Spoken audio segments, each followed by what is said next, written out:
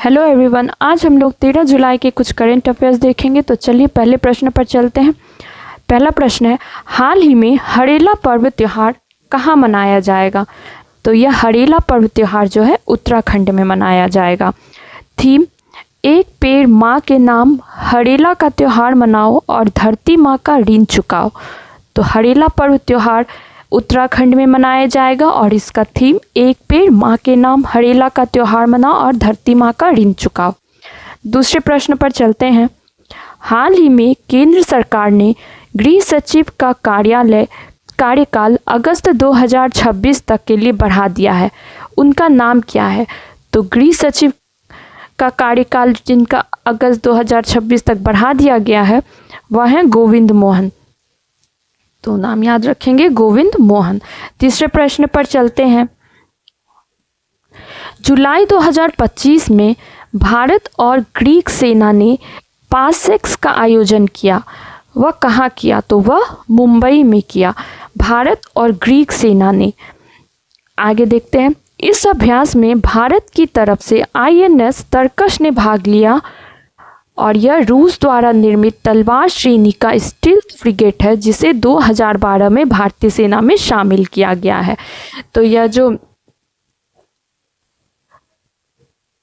INS तरकश है इसे 2012 में भारतीय नौसेना में शामिल किया गया था।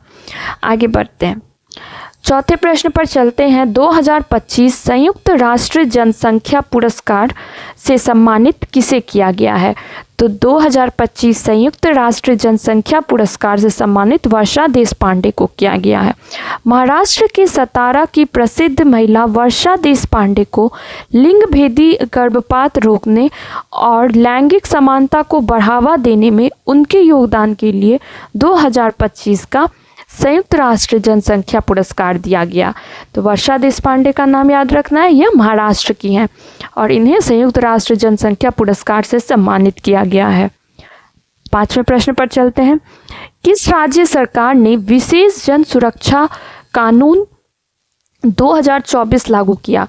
तो यह महाराष्ट्र की सरकार ने लागू किया है।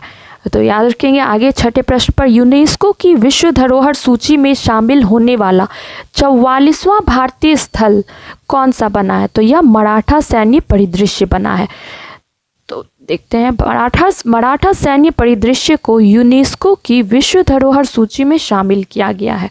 तो यह विश्व धरोहर सूची में शामिल हो चुका है। और देखते हैं महाराष्ट्र की जो मुख्यमंत्री हैं वो हो गए देवेंद्र फडणवीस और राज्यपाल हो गए CP राधाकृष्णन। याद रखेंगे नाम। सातवें प्रश्न पर चलते हैं। किसे हेम बहादुर मल्ल पुरस्कार प्रदान किया गया? तो यह कल्याण श्रेष्ठ को प्रदान किया गया। हेम बहादुर मल्ल पुरस्कार कल्याण श्रेष्ठ को प्रदान किया गया। आठवें प्रश्न पर, हाल ही में पांडुलिपि विरासत पर पहले वैश्विक सम्मेलन की मेजबानी कौन करेगा? तो पहले वैश्विक सम्मेलन की मेजबानी करेगा भारत। देखते हैं आगे। भारत 11 से 13 सितंबर 2025 तक दिल्ली में एक भारत मंडपम में अपनी पहली वैश्विक पांडुलिपि विरासत पर अंतर्राष्ट्रीय सम्मेलन की मेजबानी करेगा। तो यह पांडुलिपि विरासत पर पहला वैश्विक सम्मेलन जो होने वाला है वह हो जाएगा दिल्ली में भारत मंडपम में। ठीक है, याद रखेंगे। आगे बढ़ते हैं। अच्छा, इसका थीम भी है reclaiming India's knowledge legacy through manuscript heritage.